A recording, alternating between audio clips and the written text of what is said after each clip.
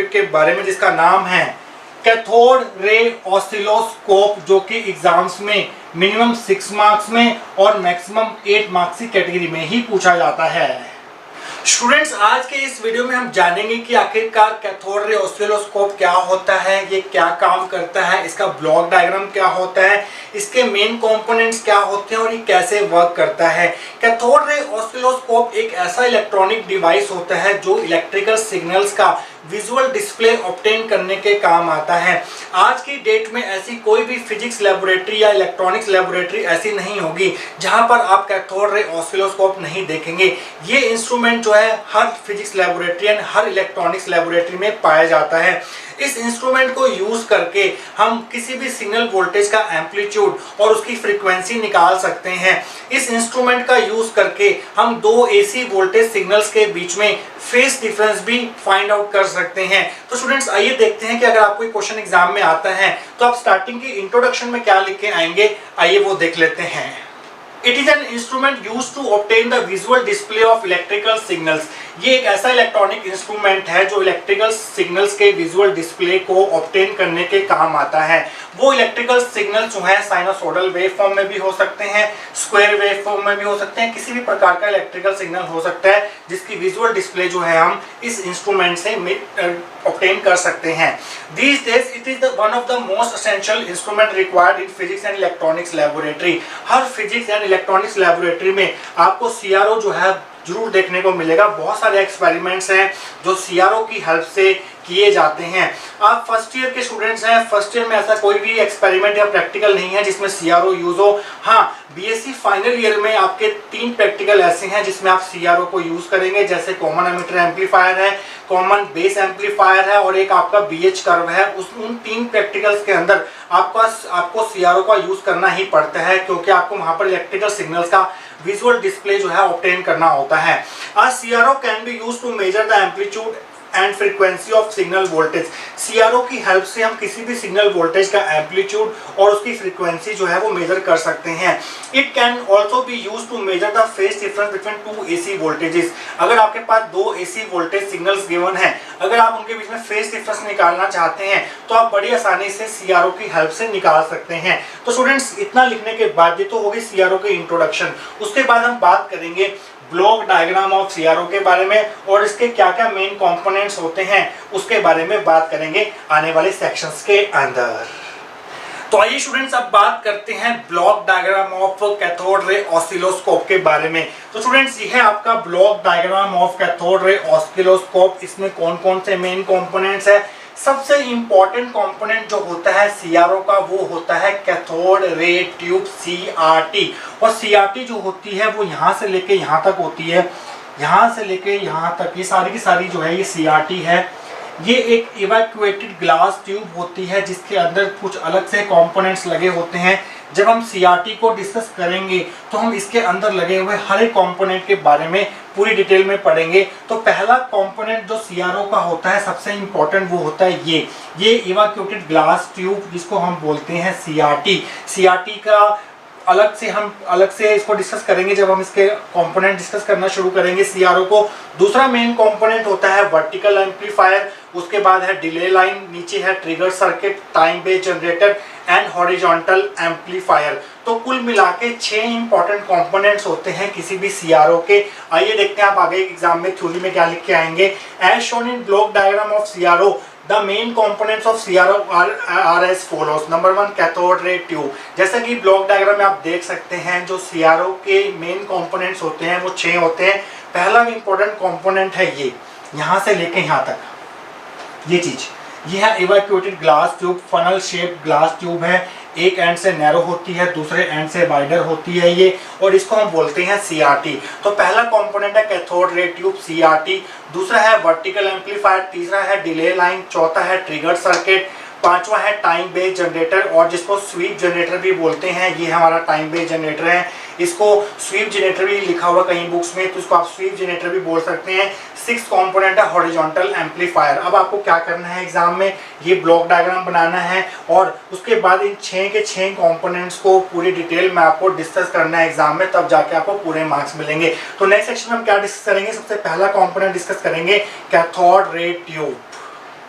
तो स्टूडेंट्स आइए डिस्कस करते हैं एक एक करके सभी मेन कंपोनेंट्स ऑफ सीआरओ को। तो पहला मेन कंपोनेंट है सीआरटी, जो यहाँ से लेके यहाँ तक होती है। ये मार्किंग मैं यहाँ कर रहा हूँ पर आपको एग्जाम में नहीं करनी, इस तरह से मैंने मार्क कर दिया है। ये हमारा सीआरटी है, कैथोड रे ट्यूब है। ये हाईली इवैक्यूएटेड ग्लास ट्यूब होती है और इसके अंदर कुछ इंपॉर्टेंट कंपोनेंट्स लगे होते हैं, जैसे कि यहाँ पर एक इलेक्ट्रॉन गन लगी हुई है, यहाँ पर 2 एनोड्स लगे हुए हैं, यहाँ से लेके यहाँ तक जहाँ से हीटर शुरू हो रहा है, जहाँ पर एनोड A2 खत्म हो रहा है, इस पूरे सिस्टम को हम बोलते हैं इलेक्ट्रॉन गन। और दूसरा मेन पार्ट जो होता है किसी भी सीआरटी का, कैथोड रे ट्यूब का, वो होती हैं डिफ्लेक्टिंग प्लेट्स। यहाँ पर हम 2 डिफ्लेक्टिंग प्लेट्स यूज करते हैं।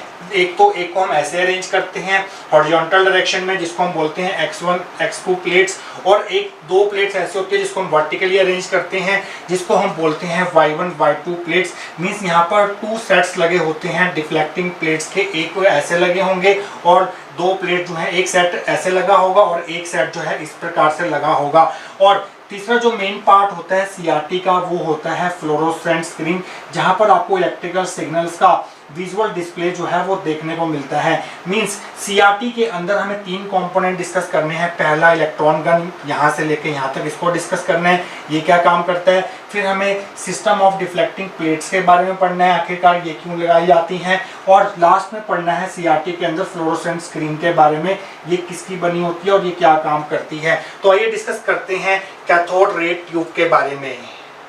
तो आप हेडिंग बनाएंगे first point, cathode ray tube that is CRT. CRT is heart of CRO, क्योंकि सीआरटी जो है, ये वाली सीआरटी जो है किसी भी सीआरओ का सबसे मेन कंपोनेंट होती है, इसलिए हम इसको सीआरओ का दिल भी कहते हैं, हार्ट भी कहते हैं, क्योंकि सारा मेन काम जो है इसी सीआरटी में होता है। It consist of highly evacuated glass tube which is narrow at one end and wider at the other end. ये बहुत ही ज़्यादा इवैक्यूएट की हुई, मीन्स इसके अंदर वैक्यूम है, एयर बिल्कुल भी नहीं है। कांच की बनी हुई ट्यूब है जो एक तरफ से पतली होती है, एक तरफ से नैरो होती है और दूसरी तरफ से काफ़ी बड़ी होती है, काफ़ी वाइडर होती है, काफ़ी चौड़ी होती है। The main parts of CRT are as follows. इस कैथोड रे ट्यूब के मेन पार्ट कौन से हैं। नंबर A वो है इलेक्ट्रॉन गन। इलेक्ट्रॉन गन यहाँ से लेके यहाँ तक होती है। इलेक्ट्रॉन गन का काम क्या होता है। इलेक्ट्रॉन गन का काम होता है accelerated beam of electrons produce करवाना, वो भी फाइन बीम ऑफ इलेक्ट्रॉन्स। यहाँ पर क्या क्या लगा हुआ है इस इलेक्ट्रॉन गन में। इलेक्ट्रॉन गन यहाँ से शुरू हो रही है और यहाँ खत्म हो रही है। इसमें लगा हुआ एक टंगस्टन फिलामेंट F, यहाँ पर लगा हुआ एक कैथोड K, यहाँ पर लगा हुआ एक मेटालिक ग्रिड और 2 एनोड्स लगा रखे हैं। ये क्या काम करते हैं, जब आप हीटर से इस फिलामेंट को करंट देते हैं तो फिलामेंट जो है वो गर्म हो जाता है, जिसकी वजह से कैथोड जो है ये इलेक्ट्रॉन बीम प्रोड्यूस करता है। पर जो इलेक्ट्रॉन बीम में इलेक्ट्रॉन्स होते हैं वो हर डायरेक्शन में स्कैटर्ड हो जाते हैं, इसलिए आपको उनको फोकस करना होता है, एक नैरो बीम में कन्वर्ट करना होता है। और वो आप करते हैं 2 मेटालिक सिलेंडर्स लगा के A1 A2, यहाँ पर जिनके बीच में एक फाइन सा होल होता है। जब इलेक्ट्रॉन बीम इस होल से पास होगी तो वो नैरो बीम में कन्वर्ट हो जाती है। और ग्रिड का क्या काम होता है। देखिए स्टूडेंट्स, ग्रिड को हम नेगेटिव पोटेंशियल पर रखते हैं। ग्रिड के नेगेटिव पोटेंशियल को चेंज करके हम यहाँ से निकलने वाले इलेक्ट्रॉन्स के नंबर को कंट्रोल कर सकते हैं। अगर आपको ज़्यादा इलेक्ट्रॉन चाहिए तो इसका नेगेटिव पोटेंशियल जो है वो हम हाई कर देते हैं। अगर आपको कम इलेक्ट्रॉन चाहिए तो इसका नेगेटिव पोटेंशियल जो है वो हम कम कर देते हैं। तो ग्रिड क्या करता है, ये इलेक्ट्रॉन बीम की इंटेंसिटी को कंट्रोल करता है। अगर इलेक्ट्रॉन बीम की इंटेंसिटी को कंट्रोल करेगा तो यहाँ पर जो आपको इलेक्ट्रिकल सिग्नल का विजुअल डिस्प्ले मिलेगा उसकी इंटेंसिटी भी जो है वो ग्रिड से ही कंट्रोल होगी। तो स्टूडेंट्स आइए देखते हैं कि इलेक्ट्रॉन गन में आप क्या लिख के आएंगे। Its function is to provide fine beam of accelerated electrons. इसका काम है एक नैरो बीम प्रोड्यूस करना, एक fine beam of fast moving electrons produce करना, means accelerated electron beam produce करना। और एक्सेलरेटेड बीम ऑफ इलेक्ट्रॉन्स को क्या कहते हैं, हम कैथोड रेज कहते हैं। तो इलेक्ट्रॉन का काम क्या है, fine beam of electrons produce करना, मींस कैथोड रेज प्रोड्यूस करना।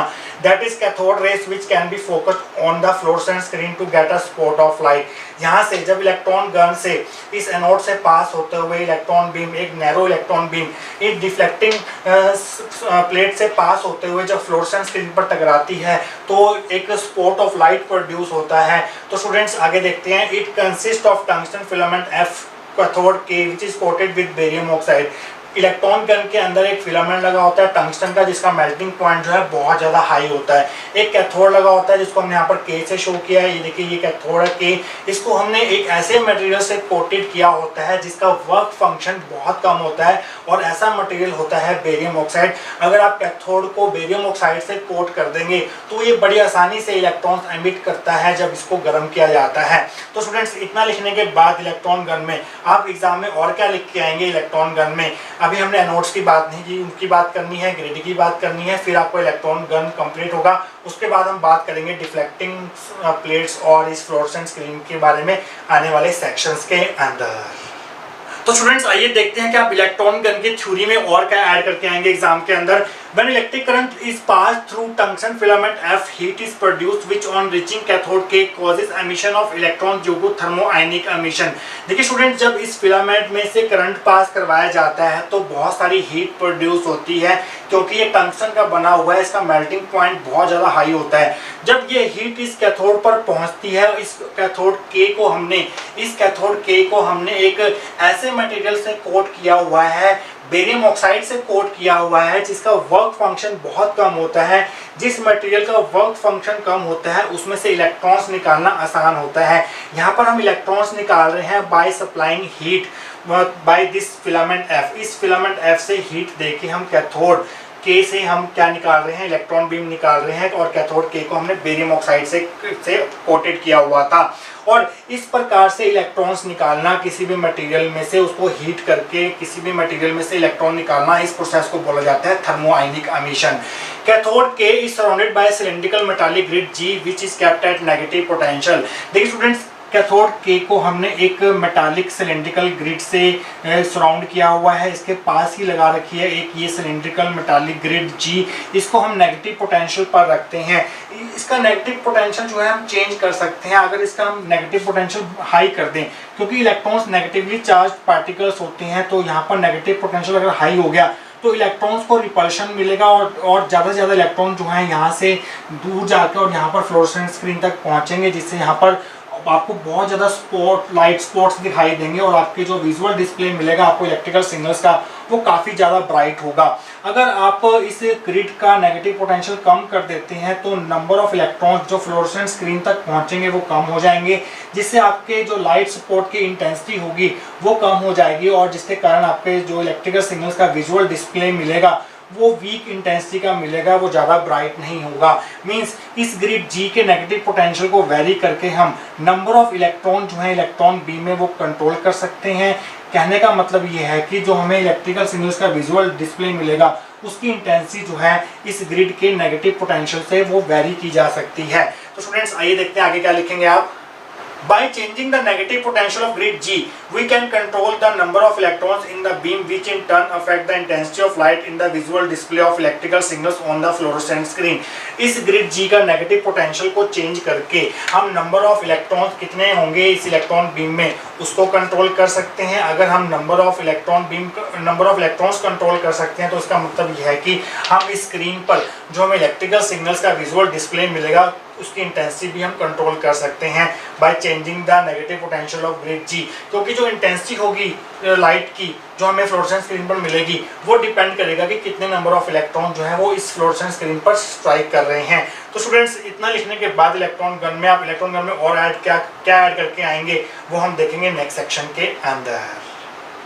तो स्टूडेंट्स, आइए देखते हैं कि आप इलेक्ट्रॉन गन की थ्योरी में और क्या ऐड करके आएंगे एग्जाम में। To focus and accelerate the electrons coming from grid G, anodes A1 and A2 are used। देखिए स्टूडेंट्स, इलेक्ट्रॉन बीम यहाँ से निकलेगी, इस ग्रिड G में से निकलेगी। अगर आप उस इलेक्ट्रॉन बीम को फोकस करना चाहते हैं, उसको एक्सेलरेट करवाना चाहते हैं, तो आपको दो एनोड्स यूज करने पड़ेंगे, जो कि एक हॉलो मेटालिक सिलेंडर्स होंगे जिनके बीच में एक छोटा सा होल होगा जहाँ से इलेक्ट्रॉन बीम पास होगी, और वो एक्सेलरेट भी होगी और वो फोकस भी हो जाएगी जब इलेक्ट्रॉन बीम इन दोनों एनोड्स में से पास करेगी।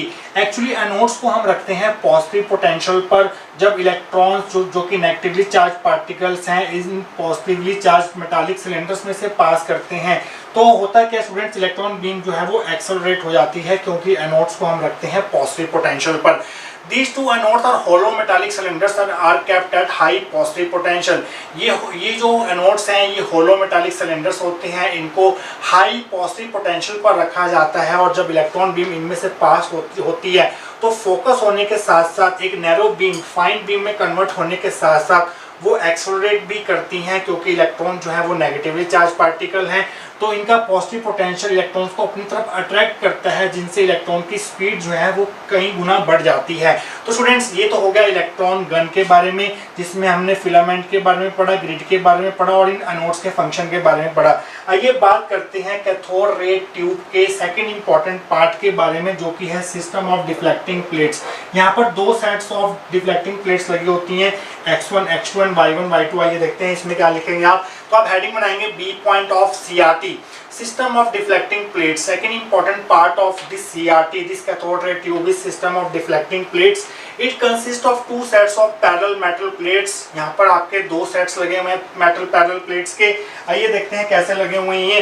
जो X1 X2 प्लेट्स हैं वो कुछ इस प्रकार से लगी हुई हैं। ऊपर वाली प्लेट जो है वो X1 है और नीचे वाली प्लेट जो है वो X2 है। और जो हमारी Y1 Y2 प्लेट्स हैं वो कुछ इस प्रकार से लगी हुई हैं, इस प्रकार से लगी हुई हैं, वर्टिकली लगी हुई हैं। ये Y1 है और इधर वाली जो प्लेट है वो Y2 है। तो एक सेट ऑफ प्लेट्स ऐसे है और एक सेट ऑफ प्लेट्स ऐसे है। आपने इलेक्ट्रॉन बीम को फोकस एक्सेलरेटेड इलेक्ट्रॉन बीम को इन दोनों सेट्स ऑफ पैरेलल प्लेट्स में से पास करवाना है।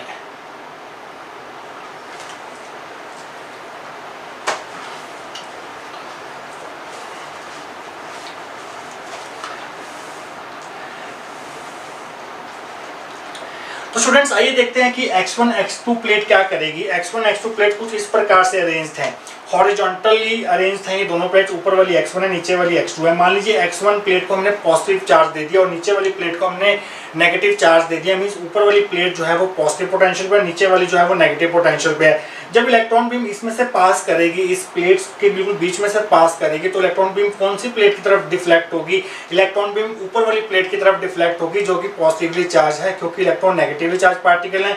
तो ऊपर वाली प्लेट इलेक्ट्रॉन्स को अपनी तरफ अट्रैक्ट करेगी, तो इलेक्ट्रॉन बीम ऊपर की तरफ, ऊपर वाली डायरेक्शन की तरफ मूव करेगी। इलेक्ट्रॉन बीम जो कुछ इस प्रकार से आ रही थी, पहले कुछ इस प्रकार से बीच में से चल के आ रही थी, ऐसे सीधी चल के आ रही थी। अगर ऊपर वाली प्लेट पॉजिटिव चार्ज होगी तो ऊपर की तरफ डिफ्लेक्ट हो जाएगी और ये जो आपकी सपोर्ट है ये यहाँ ऐसे मूव, सीधा मूव ना करके कुछ इस तरह से मूव कर जाएगा, ऊपर की तरफ मूव कर जाएगा, इस प्लेट की तरफ अट्रैक्ट होके इस तरफ डिफ्लेक्ट हो जाएगी इलेक्ट्रॉन बीम।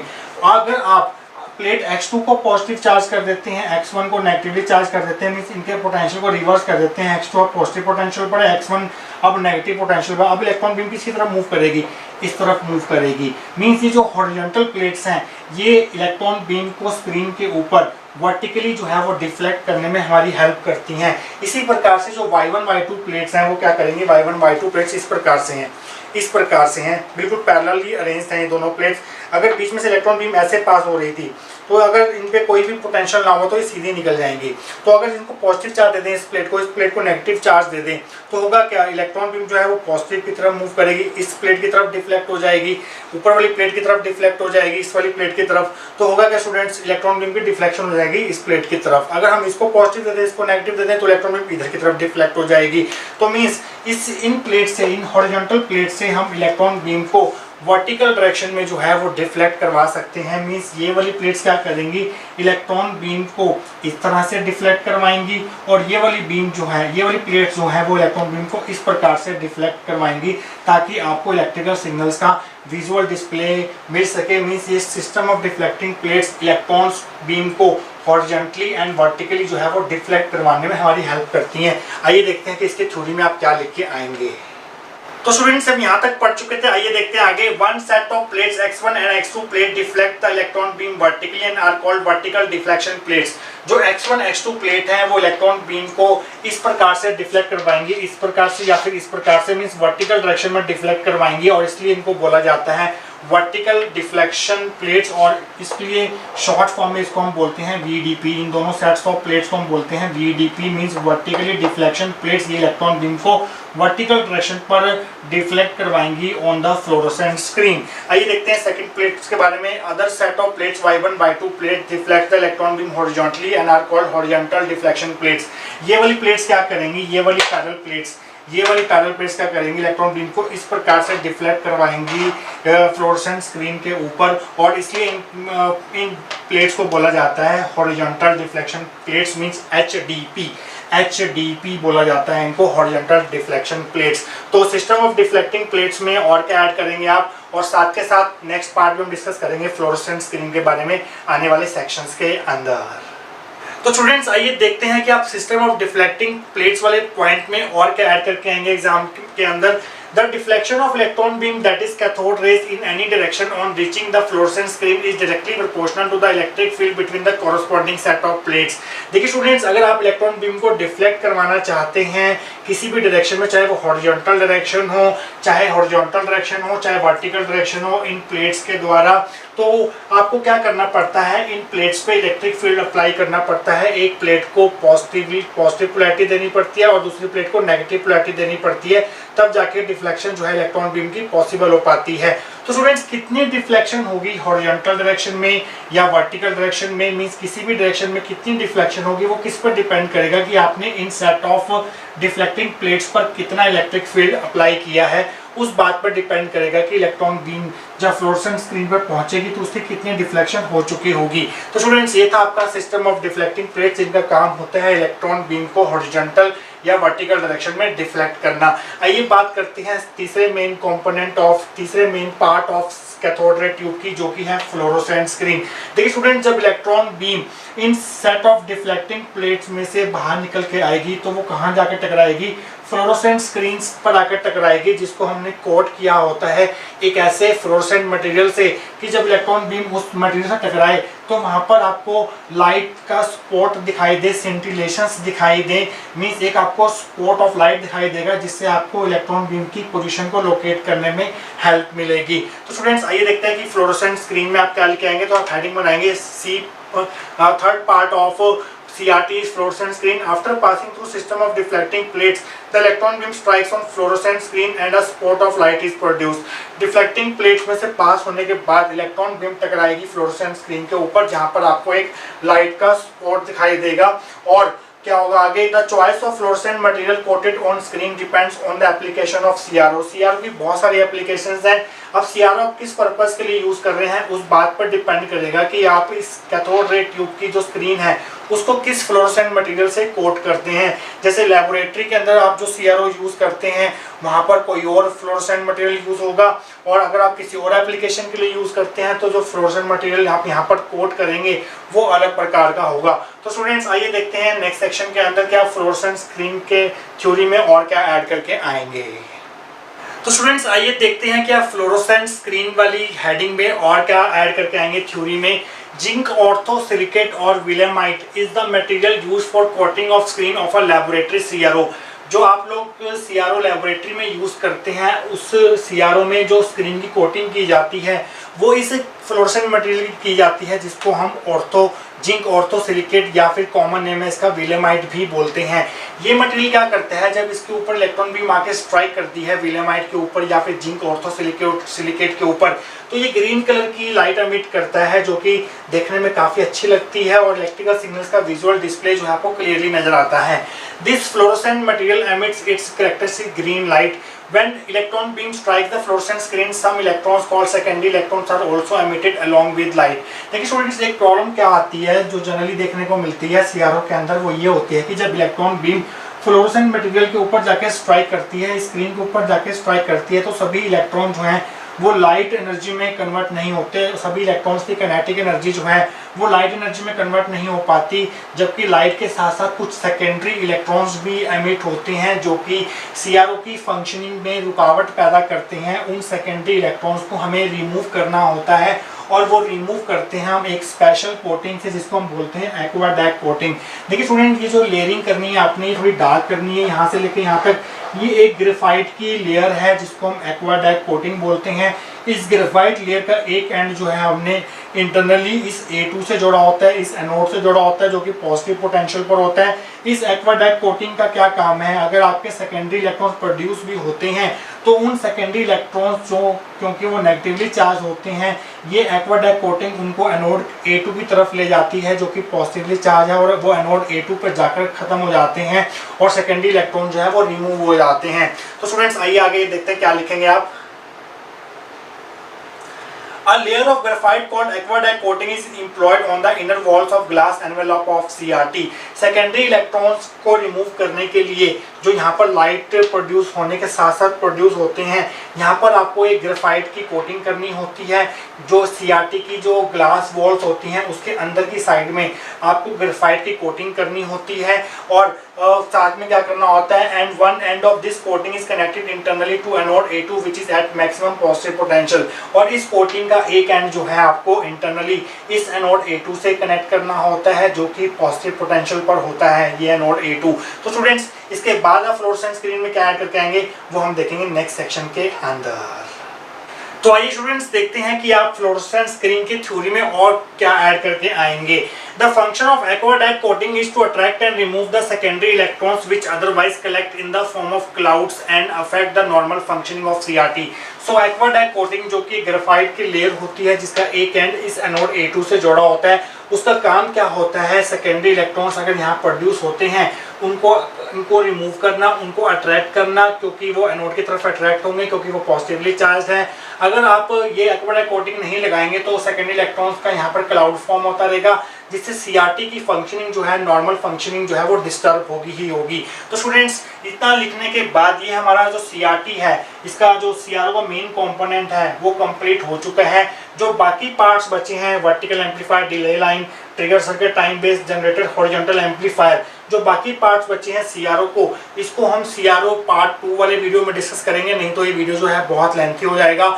पार्ट 2 वीडियो का लिंक मैं आपको नीचे डिस्क्रिप्शन बॉक्स में दे दूंगा, वहां जाके आप इस वीडियो का पार्ट 2 देख सकते हैं जिसमें हम बाकी के जो रिमेनिंग पार्ट है इस टॉपिक का वो डिस्कस करेंगे। आपका CRT के जो सारे मेन कंपोनेंट्स थे, जो हमारी इलेक्ट्रॉन गन, डिफ्लेक्टिंग प्लेट्स और ये जो हमारा फ्लोरोसेंट स्क्रीन था वो कंप्लीट हो चुका है। तो स्टूडेंट्स मिलेंगे सेकेंड पार्ट ऑफ CRO के साथ। Till then thank you so much.